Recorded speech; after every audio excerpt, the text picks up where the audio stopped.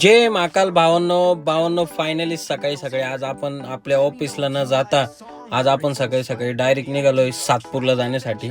सातपूरला जायचं कारण असं होतं का एक बॅगीची कंपनी म्हणजे बॅग बनते तिथं, नाही का, जशी अमेरिकन टुरिस्ट बॅग आहे ना तशीच एक प्रकारची बॅग बनते तिथे, पण टुरिस्ट बॅग बनते. तर आपण त्या आज कंपनीत गेलो होतो.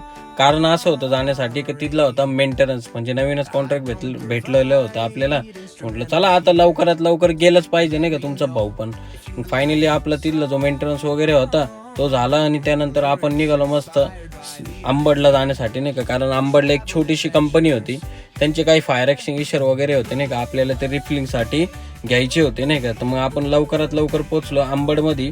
तिथले जे फायर एक्सटिंग्विशर वगैरे होते ते घेतले आणि त्यानंतर म्हटलो आता चला जाऊ आपल्या ऑफिसला, नाही का, मस्त. कारण ऑफिसला पण गेलं पाहिजे, पण ऑफिसला गेल्यानंतर काय सांगू भावांनो, म्हटलं चला आता पाठीमागं जाऊन येऊ, नाही का. वावरात गेल्यानंतर बघतो तर काय भावांनो, डुकरांनी एवढं नुकसान करून ठेवेल मकाचं. म्हटलं झालं बाबा, म्हटलं धन्य, म्हटलं काही खरं नाही, एवढं तार कंपाऊंड करून सुद्धा म्हटलं डुकरांनी पार वाटच लावून टाकली. म्हटलं जाऊ दे, म्हटलं चला आता जाऊ आपल्या घरी, नाही का.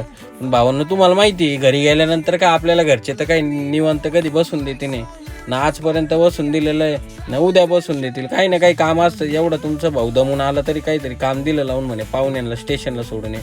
म्हटलं झालं धन्य, म्हटलं चाललो, म्हटलं मग काय मस्त 3 जण गेलो स्टेशनला सोडायला, नाही का. म्हणजे आम्ही दोघं होतो आणि 1 जण होतं स्टेशनला सोडायचं होतं, नाही का. मला तर पार भावनं असं चेंबून टाकलं होतं, मध्ये होतं सेंटरला बसेल. बापरे, म्हटलं डायरेक्ट पोट बीट दुखायला लागलं होतं. म्हटलं आता घरी जाऊन पहिले जावं लागेल मस्त वॉशरूम मध्ये, नाही का. पण भावांनो, जे देवळाली कॅम्पच्या स्टेशनवरचं जे वातावरण आहे ना, ते वातावरण कुठंच भेटणार नाही. डायरेक्ट सेल्यूट मार्शल तुम्ही बघू शकते. जो तिरंगा एवढा सुंदर दिसतो ना भावांनो, एवढ्या वरती हाईटवर लावलेला आहे.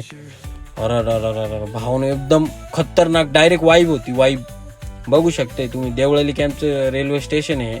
कधी पण या हे असं रेल्वे स्टेशन बघायला ना तुम्हाला पुऱ्या नाशिक जिल्ह्यामध्ये कुठंच भेटणार नाही. ते फक्त देवळाली कॅम्पमध्ये भेटेल, नाही का. फायनली आपण काम सगळ्या पाहुण्यांना वगैरे सोडलं आणि आलो आपल्या घरी. म्हटलं आता मस्त पडी घेऊन टाकू, नाही का, जी हरिवानी.